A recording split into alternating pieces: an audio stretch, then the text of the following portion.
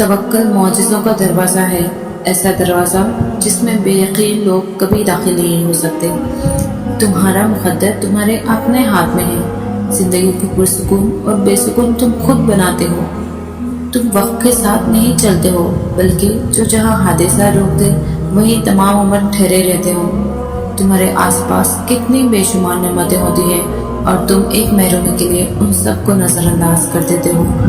تم سوچتے ہو دعا مانگنا چھوڑ دینا یقین اور صبر ہے، لیکن مگر حقیقت اس سے بہت مختلف ہے۔ یقین تو وہ ہے کہ جب کچھ نہ ہونے کے بعد بھی دعا کے لیے ہاتھ اٹھاتے جاتے ہیں۔ صبر تو وہ ہے کہ دل کے تڑپنے کے باوجود معاملات اللہ کو سونپ دیے جاتے ہیں۔ ہاں، ایسا کرنا آسان نہیں ہوتا، ہاں مگر ایسا کر لینے کے بعد آسانیاں ہی آسانیاں ہوتی ہے۔ پھر کیوں پریشان ہوتے ہو؟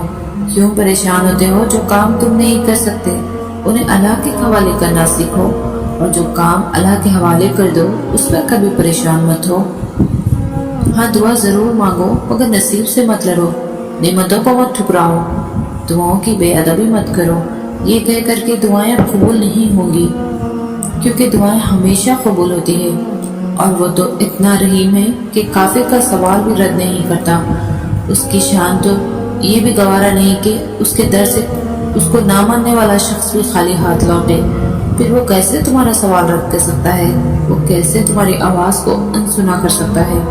جب تم اسے بار بار پکارتے ہو تو بس یقین کے ساتھ سب کچھ اس کے سپرد کر دو، کیونکہ جب کام اس کو سونپ دیا جاتا ہے تو وہ دنیا کی ہر طاقت کو اکٹھا کر کے اس کام کے مکمل ہونے کے لیے پابند کر دیتا ہے۔